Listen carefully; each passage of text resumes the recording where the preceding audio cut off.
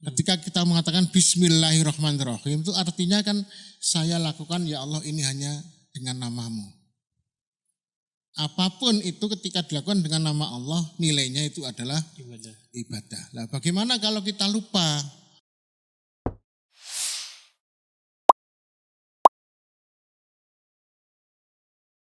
Bismillahirrahmanirrahim. Assalamualaikum warahmatullahi wabarakatuh. Sahabat orasi, berjumpa kembali bersama saya Fikri Madani dalam Orasi Podcast, Obrolan Islami. Sahabat orasi tentunya dapat menyimak melalui kanal YouTube Orasi Podcast. Dan kali ini tentunya bersama narasumber yang sangat luar biasa, tentunya dengan Al-Ustadz Gofar Ismail SAGMA. Assalamualaikum Ustadz. Waalaikumsalam warahmatullahi wabarakatuh. Gimana kabarnya Ustadz? Alhamdulillah. Luar biasa, Alhamdulillah baik. Sehat ya Ustadz ya? Sehat walafiat, jiwa raga.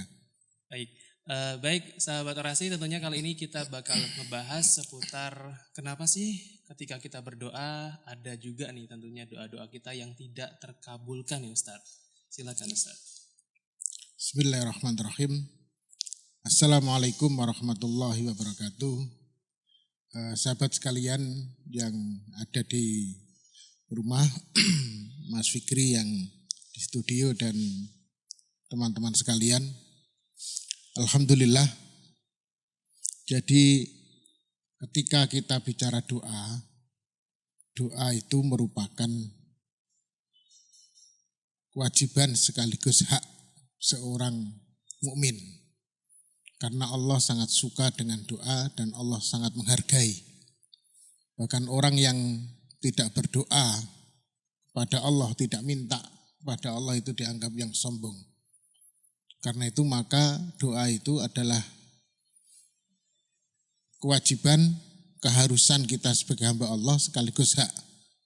Disitulah Allah memberikan kita kesempatan untuk memohon. Apa filosofinya? Filosofinya adalah manusia itu ciptaan Allah, di mana Allah yang berkuasa atas segalanya. Apapun usaha manusia, ketika tidak dikehendaki Allah maka tidak akan terwujud. Karena itulah maka sebenarnya yang faktor yang paling utama di dalam keberhasilan, di dalam keinginan, harapan manusia hanyalah Allah. Maka Allah sangat senang ketika manusia itu meminta kepadanya.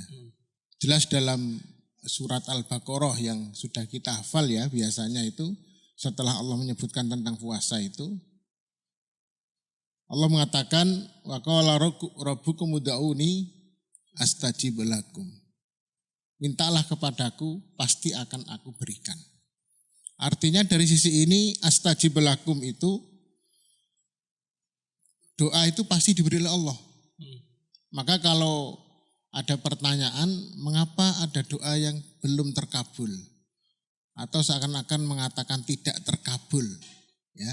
Maka sebenarnya itu tidak sesuai dengan janji Allah. Karena Allah menjanjikan pasti akan diberikannya. Itu janji Allah. Dan Allah la yukhliful mi'ad. Allah tidak akan menyelisih janjinya. Begitu. Oke baik Ustadz, sebenarnya dari hal yang terkait Ustadz, kenapa sih kita harus berdoa Ustadz? Tadi sudah saya katakan kita harus berdoa karena pada dasarnya manusia ini mulai dari ada berproses di dunia sampai mati, semuanya itu adalah kehendak Allah. Bisa kita baca di dalam surat An-Nazi'at. Ya, Allah berfirman di situ, a'udzubillahi minasyaitonirrajim, min ayyi syai'in khalaqah. Dari mana manusia itu diciptakan? Allah mengatakan min ayyi syai'in khalaqah min nutfatin khalaqahu faqaddara. Allah menciptakan dari nutfah, dari segumpal, dari sperma, lalu Allah membuat qadarah ukurannya. Jadi kita itu hidup, kita lahir di mana, kapan, bapak ibu siapa, itu semua sama sekali bukan kehendak kita. Itu kehendak Allah.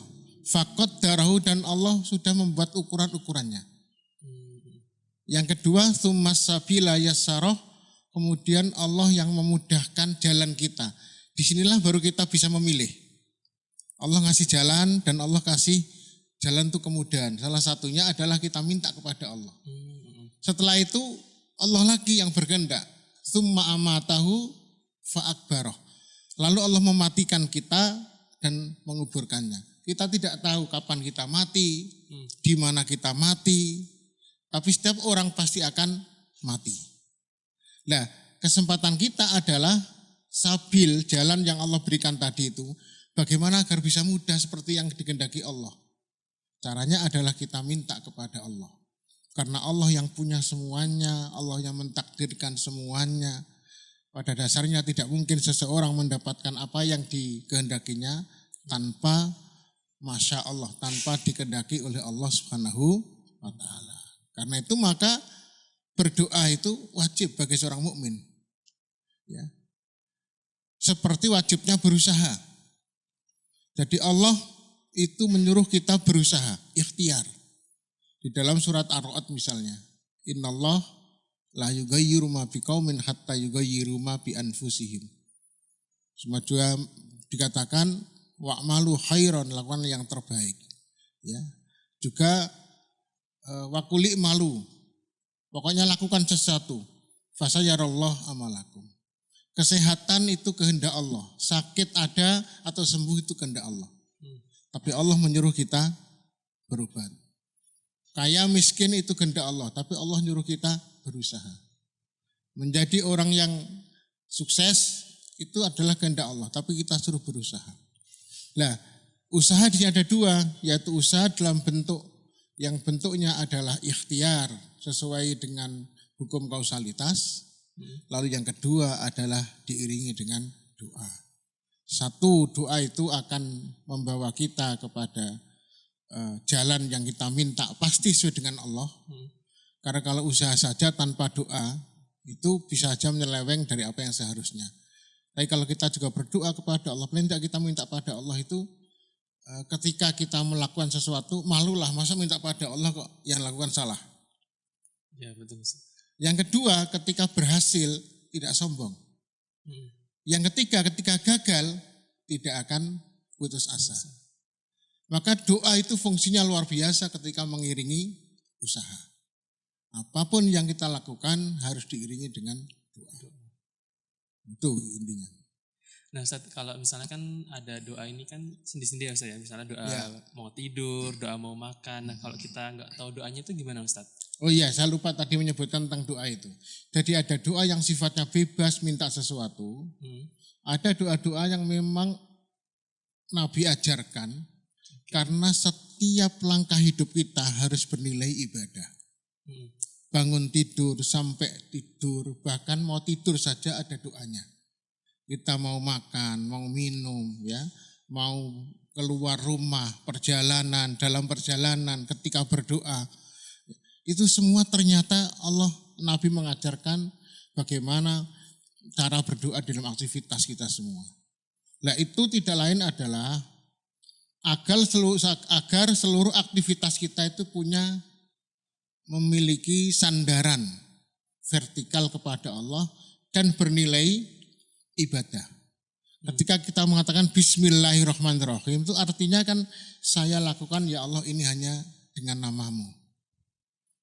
Apapun itu ketika dilakukan dengan nama Allah nilainya itu adalah ibadah. Nah, bagaimana kalau kita lupa atau kita tidak hafal dengan doa itu, maka cukup dengan mengatakan Bismillahirrahmanirrahim. Dan itu paling mudah. Karena apa? Karena dalam hadis dikatakan apapun yang tidak dimulai dengan Bismillah bahwa raddun maka akan tertolak. Maka Bismillah itu adalah seluruh kegiatan apapun harus dengan Bismillahirrahmanirrahim. Apakah yang baik saja? Ya mesti yang baik, masa orang mukmin lakukan yang jelek. Maka mungkin kita itu mencuri dengan Bismillahirrahmanirrahim. Mencuri itu haram kok. Maka nggak boleh bertanyakan, nggak perlu ditanyakan. Misalnya ditanyakan, gimana Pak kalau melakukan kejahatan boleh Bismillah enggak? Nggak perlu, nggak mungkin seorang mukmin itu melakukan kejahatan. Maka yang dilakukan adalah kebaikan. Dan setiap kebaikan agar diterima oleh Allah dan menjadi bagian dari ibadah harus dimulai dengan Bismillahirrahmanirrahim. Apabila tidak hafal dengan doa-doa tertentu yang diajarkan oleh Nabi. Karena pada asalnya sama itu. Tapi kalau untuk adab-adab doa sendiri ada nggak Ustaz? Ada. Yang pertama adalah ketika seseorang berdoa itu dia harus memiliki kebersihan hati tauhid yang benar kepada Allah. Dia harus yakin bahwa Allah yang menciptakan dia, Allah yang memberikan rizki, Allah yang mengatur, Allah yang mengijabahi. Di tauhid rububiyah itu artinya tauhid ini adalah sebuah keyakinan Allah itu segala-galanya. Allah itu yang memberikan semuanya. Maka ketika seseorang itu sudah meyakini Allah yang memberikan semuanya dan Allah adalah awal sekaligus akhir, akan mengaruhi adab yang kedua. Apa itu berprasangka yang terbaik kepada Allah. Dalam hadis qudsi Nabi mengatakan firman Allah, ana inda donni abdi bi. Saya itu menurut persangkaan hambaku kepadaku. Karena itu maka ketika kita berdoa ya doa kita harus meyakini karena doa kita itu baik untuk kebaikan, harus kita yakini bahwa doa kita itu diajabi oleh Allah. Jangan mengatakan gini, ya Allah berikanlah aku istri kalau engkau mau. Doa kalau engkau mau gimana? Ya harus yakin ya, bahwa kita minta sesuatu kepada Allah. Ya Allah luluskanlah saya. Ya Allah terimalah saya sekarang sedang mendaftar S2 atau S3. Yakini itu. Kalau memang ini baik, maka pasti akan diberikan oleh Allah. Maka ditambah dengan kalau kita kan namanya doa istikharah itu ya. Di situ kan kita minta kepada Allah bahkan mengatakan kalau memang itu adalah baik, maka ijabahi. Itu kita istikharah itu bukan hanya kalau ada dua pilihan, satu pilihan pun istikharah loh itu. Biar mantap gitu Ustaz ya. Biar mantap apakah itu yang mau kita ambil apa tidak. Misalnya sekarang kita ini diterima, padahal kita maunya itu kan misalnya untuk setelah lulus jadi dosen. Ternyata kita diterima di perusahaan. Ya, karena kita mungkin memberikan lamaran beberapa ya, diterima yang ini dulu. Atau sekolah, saya maunya ini, tapi kok ini nggak ada jawaban kok terima yang ini. Lah gimana orang terima ini kan nggak mungkin kita istikharah dengan itu. Tinggal istikharahnya adalah ya Allah saya ambil apa tidak ini. Dalam Islam namanya adalah sholat istikharah namanya. Jadi Allahumma inni astakhiruka bi ilmika. Ya Allah aku minta engkau pilihkan ini bagiku dengan kemahatauanmu. Wa astakdiruka bikudrotika. Dan aku minta diberikan kemampuan milih yang mana sesuai dengan kekuasaanmu. Was'aluka min fadlikal adim. Dan aku mohon kepadamu ya Allah dari karuniamu yang maha besar itu. Ingkana hadal amro khairuli gitu bahasanya ya. Jika kok ini tuh baik untukku, fidini agamaku, wa ma'asi dan kehidupanku, wa akibati amri dan akibat seluruh persoalannya, ya, fakturhuli, maka takdirkan itu untukku. Tapi kalau tidak baik untukku, agamaku, dan seluruh akibatnya nanti, maka palingkan dia dariku. Jangan kau berikan ini pilihan untukku. Jadi yang maha tahu kan Allah. Kita ini manusia apa? Kita ini nggak tahu apa-apa. Kalau Allah yang memilihkan, maka itu yang terbaik. Insya Allah. Oke Ustaz. Tapi ada nih Ustaz ayat Quran yang artinya itu ada sesuatu yang baik buat kita tapi belum tentu baik buat Allah gitu Ustaz. Dan sebaliknya. Ayat itu berkaitan dengan perang ya.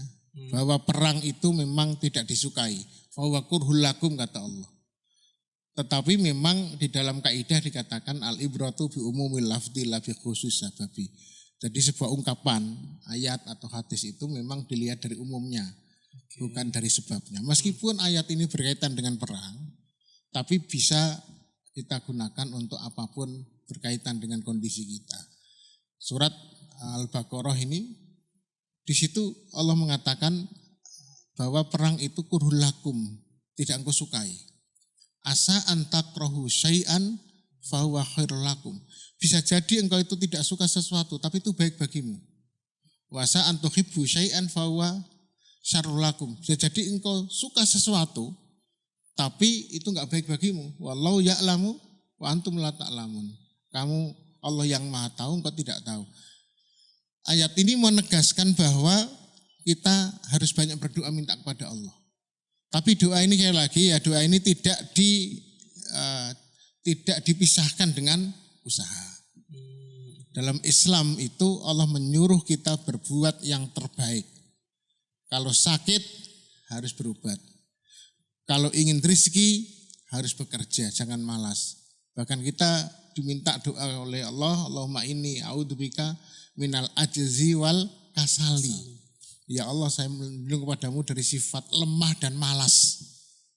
Meskipun kita tahu apakah dengan usaha kita pasti berhasil, enggak bisa, Allah yang menentukan. Tapi Allah menyuruh kita usaha. Seandainya Allah tidak nyuruh kita usaha, kita enggak usah usaha. Karena Allah sudah memberikan rezeki pada kita. Seandainya Allah tidak menyuruh kita itu berobat, ngapain kita berobat? Orang dokter juga enggak bisa apa-apa. Kalau ditanya, siapa yang menyembuhkan? Allah. Dia mengatakan begitu. Ya dokter saya enggak bisa sembuh. Lah memang saya enggak menyembuhkan, saya enggak bisa menyembuhkan, saya menyembuhkan kan Allah. Saya bisa membuat resep saja. Dokter kan begitu. Ya, Ustaz.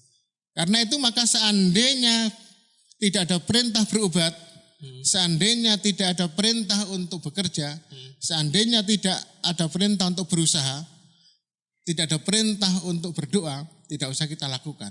Karena Allah Maha Kuasa dan Allah pasti akan memberikan yang terbaik kepada hambanya. Sehingga perintah itu tidak lain adalah ibadah kepada Allah. Allah mengapresiasi doa kita, Allah mengapresiasi usaha kita. Gitu. Kalau untuk doa ini ada waktu-waktu tertentu yang mustajab gitu nggak, Ustaz? Sebelum ke waktu dan tempat, ada waktu dan ada tempat mustajab. Yang pertama perlu saya sampaikan, menjawab dari pertanyaan awal atau judul dari tema kajian kita siang ini, bahwa Allah tidak pernah lalai dari doa hambanya.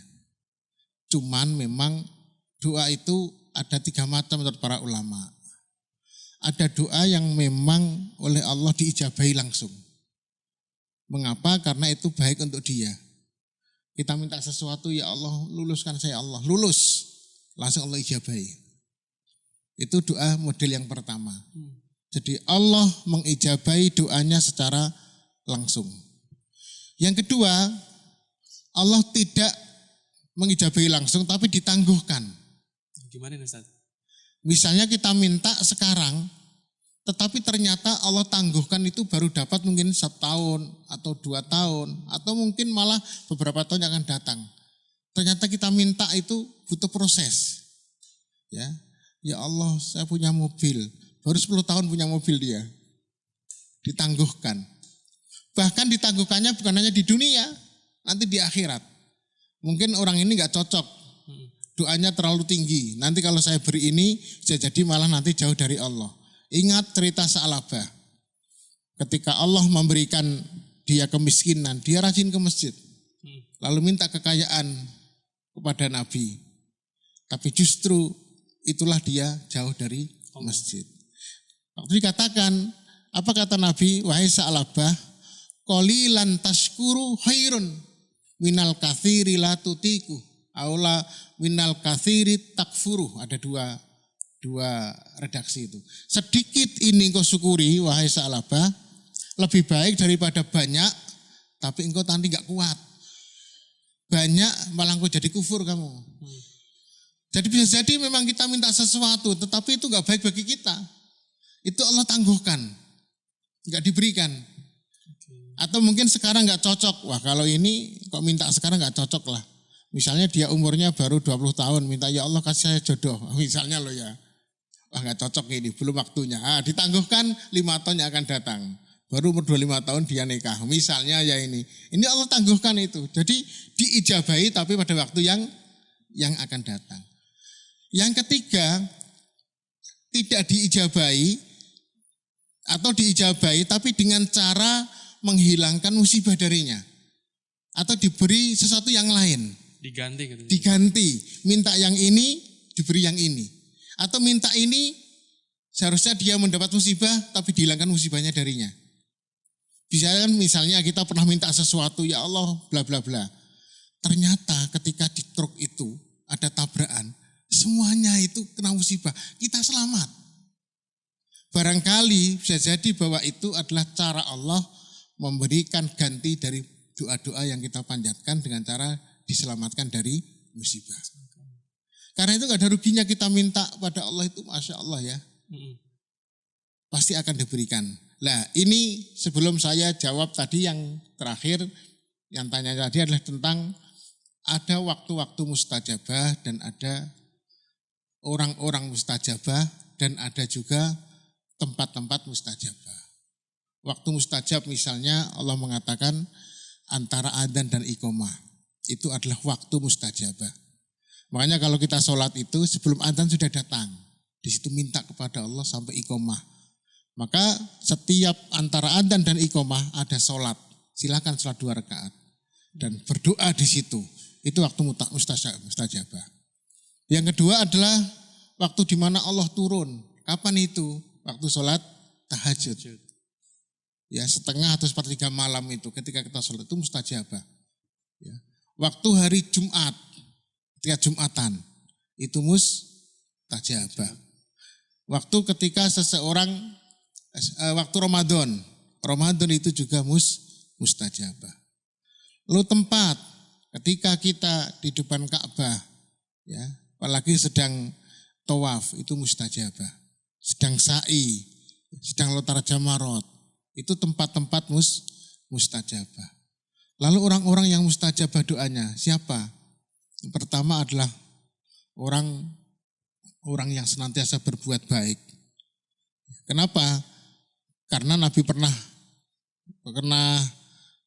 jalan ya, pernah jalan dengan seorang sahabat, ada minta, ya Allah minta ini, ya Allah minta ini. Apa kata Nabi? Bagaimana doanya dikabulkan? Padahal yang dimakan haram, yang dipakai juga haram. Maka orang-orang yang senantiasa menjaga agamanya, menjaga dirinya dari yang haram, dia menjaga sholatnya, ya, maka dia diijabahi doanya. Lalu orang tua terutama ibu. Kemudian orang-orang yang terdolimi, ya, katanya kan begitu.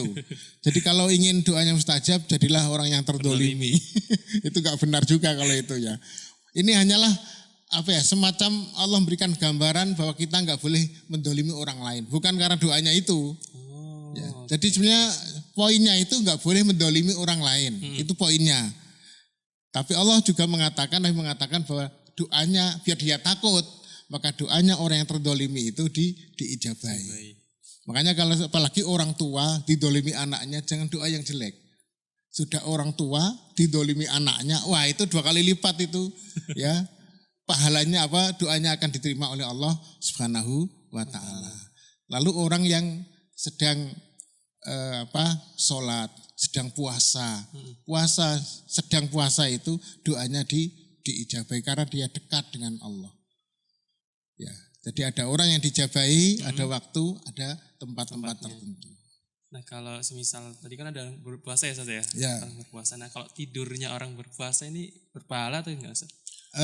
Orang berpuasa, jadi gini, di dalam kajian ibadah secara umum, setiap aktivitas orang mukmin itu berpahala. Asalkan niatnya karena Allah. Tidur istirahat itu bagian aktivitas. Yang Allah memang berikan sifat manusia itu tidur. Kecuali Allah dan malaikat memang tidak tidur. Tapi manusia itu tidur. Kalau enggak tidur nanti dia tidak akan bisa bangun.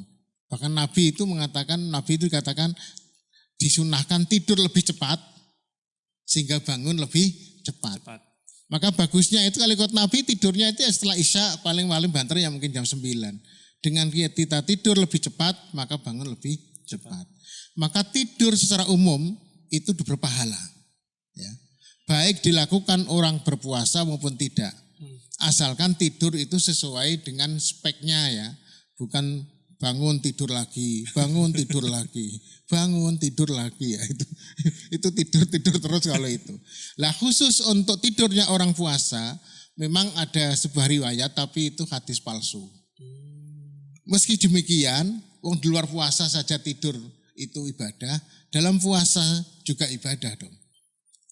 Meski seorang puasa tidak harus tidur terus. Iya. Ya. Seorang yang puasa juga harus beraktivitas seperti orang yang lain yang dibutuhkan. Jangan kemudian karena puasa lalu hidupnya habis untuk tidur. Tentu tidak ya. Meski demikian bahwa ketika dia malamnya bangun, Nabi memang menyuruh kita kaulilah ya. Kaulilah itu saja itu kan juga bagian dari sunnah Nabi. Tidur 1 jam menjelang duhur. Itu bisa menutup 2 atau 3 jam yang kurang ketika malam hari. Karena itu maka seorang mukmin itu dia mungkin tidur malam kurang karena bangun malam ya, tapi nanti ditutuplah siangnya 1 jam atau setengah jam. Ya, biasanya Nabi itu ya sebelum duhur. Ya, kalau tidak bisa ya duhur nanti tidur sebentar. Biasanya kan ada sholat ya, jam 1 baru masuk kantor, tidur sampai jam 1. Itu sudah segar lagi itu. Karena memang tidur siang itu tetap bermanfaat. Tapi bukan ba'dasar memang itu secara kesehatan juga tidak baik. Jadi sebelum atau setelah duhur itu kailulah namanya. Ya, tidur sebentar, kailulah itu kolil. Sedikit saja ya. Jadi memang ibadah itu adalah seluruh aktivitas yang dilakukan yang wajar atau dibolehkan tapi diniatkan karena Allah itu termasuk bagian dari ibadah. Oke, Ustaz. Nah, kalau ada lagi nih Ustaz, ada orang yang udah sering doa terus gitu Ustaz. Setelah sholat doa, terus nanti tahajud berdoa dan lain sebagainya, tapi nggak dikabulin ini gimana Ustaz? Penyebabnya apa sih Ustaz?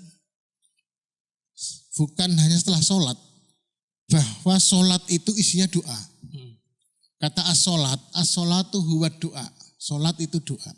Coba sekarang kita mulai dari takbir sampai salam. Mana yang tidak berisi doa? Doa semua. Doa semua kepada Allah. Bahkan iftitah sudah doa. Al-Fatihah ihdinas siratal mustaqim kita doa. Ya.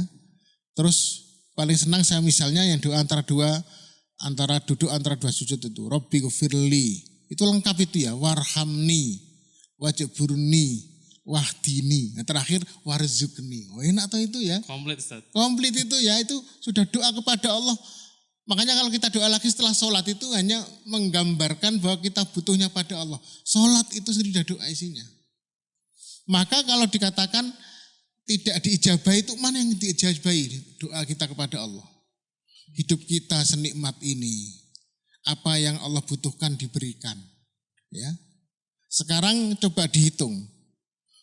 Apa yang kita inginkan, apa yang kita lakukan, apa yang kira-kira bisa diapresiasi oleh Allah, kemudian apa yang diberikan Allah kepada kita, banyak mana sekarang? Kalau dihitung, apa yang diberikan Allah kepada kita, dihitung dengan ibadah atau sesuatu yang kita berikan pada Allah itu enggak seimbang. Kita itu lahir tidak pernah pesan. Enggak pernah pesan, enggak pernah membuat proposal, tiba-tiba kita ada. Ini anugerah yang luar biasa loh. Berapa banyak saingan kita yang enggak bisa lahir itu. Ketika dia berlomba sel-sel sperma itu. Kita satu-satunya yang berhasil di antara perlombaan yang hebat itu. Dan itu kehendak Allah. Kelahiran kita, hidup kita ini kan bukan kehendak Allah. Bukan kehendak kita. Pernah enggak kita dulu sebelum lahir berkehendak itu? Enggak pernah kita. Orang tua kita juga menghendaki kita lahir? Tidak. Enggak. Orang kita hanya ingin punya anak, mungkin bentuknya bukan kayak saya ini kok dia. Mungkin berbeda. Jadi murni kita ada itu karena Allah. Lalu Allah memberikan rizki, Allah memberikan kelengkapan semuanya. Itu kalau dijual berapa kelengkapan fisik kita ini. Lalu Allah memberikan kehidupan. Nah terus kita minta mana? Permintaan yang tidak dipenuhi Allah itu mana? Allah sudah memberi semuanya. Tadi kalau tidak dikabulkan karena Allah tahu. Misalnya permintaan yang sifatnya remeh-temeh. Misalnya ya Allah berikan saya kesehatan ya Allah. Saya beri contoh ini. Iya, Ustaz. Semua orang minta sehat gak kira-kira? Tentu, Ustaz. Ada gak orang yang minta sakit? Gak ada. Gak ada. Tapi Allah kasih sakit. Mengapa? Kok gak semuanya orang sehat? Bayangkan kalau semua orang minta sehat dan Allah kabulkan semua orang sehat, gak ada yang sakit.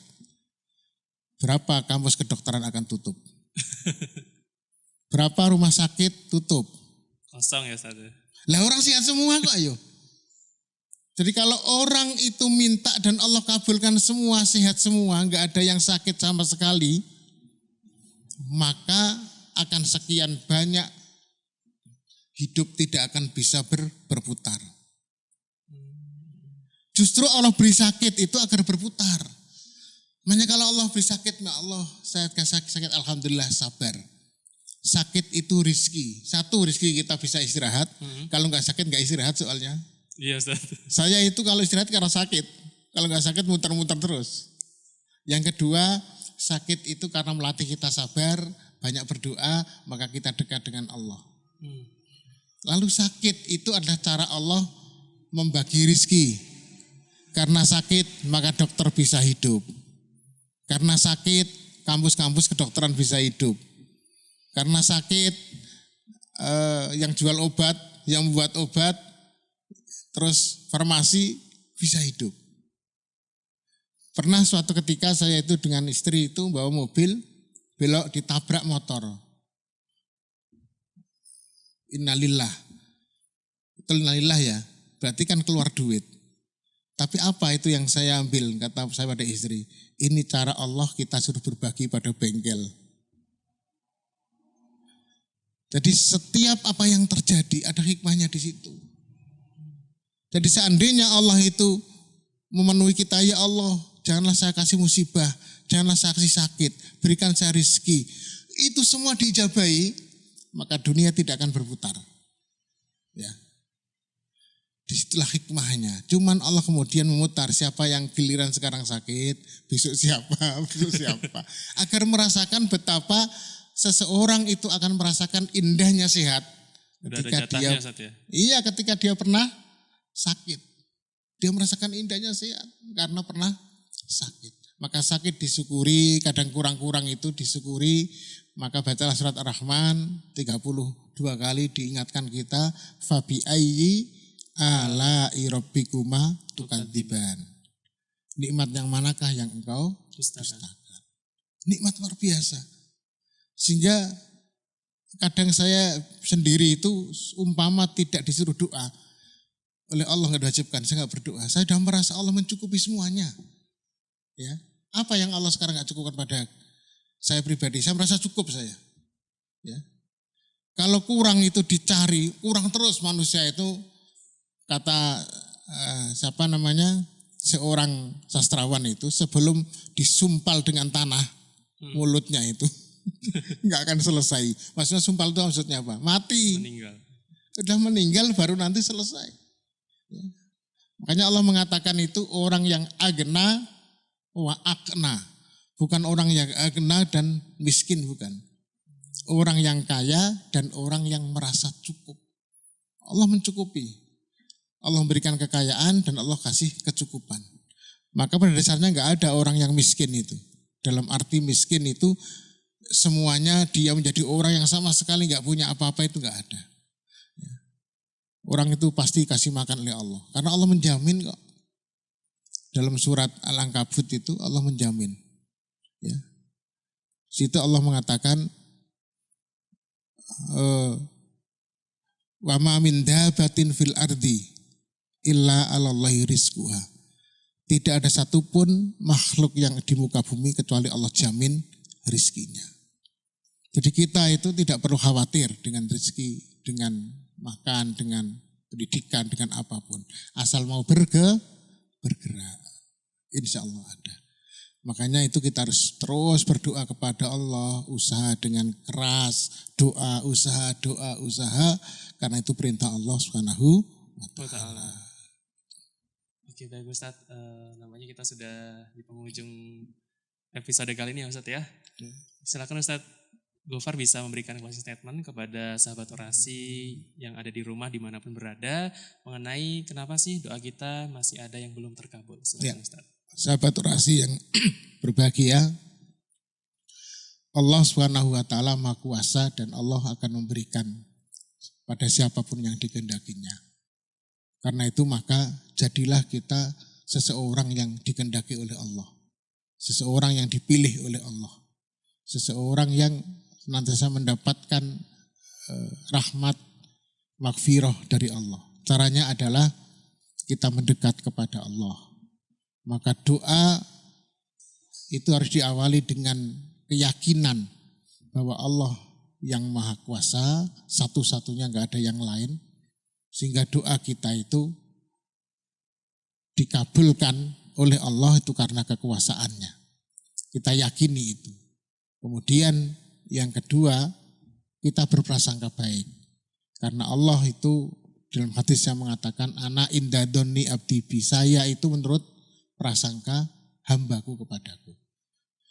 Kalau kita yakin dan berprasangka baik doa kita, ketika kita berdoa, maka Allah akan mengabulkan. Meskipun mengabulkannya tadi saya katakan bisa secara langsung, bisa ditunda pada saat-saat berikutnya, bisa nanti bahkan di akhirat, bisa dalam bentuk diganti dengan sesuatu yang baik yang lain, atau diselamatkan dari musibah. Yang tahu hanyalah Allah Subhanahu wa Ta'ala. Jadi tidak ada satupun doa yang tidak diijabahi, yakinlah itu. Semua diijabahi oleh Allah Subhanahu wa Ta'ala. Karena Allah jelas mengatakan, wa qala rabbukum ud'uni astajib lakum.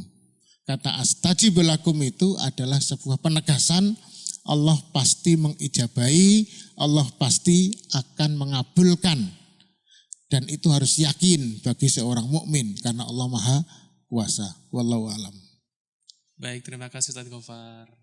Udah mampir nih Ustadz ya ke Orasi Podcast untuk edisi kali ini. Baik sahabat Orasi, terima kasih telah mendengar kami dan juga jangan lupa like, comment, and subscribe kanal YouTube Orasi Podcast. Ustadz Gofar, terima kasih. Sahabat Orasi, saya Fikri Madani dan juga Ustadz Gofar pamit. Sampai jumpa di Orasi Podcast episode selanjutnya. Wassalamualaikum warahmatullahi wabarakatuh. Waalaikumsalam warahmatullahi wabarakatuh.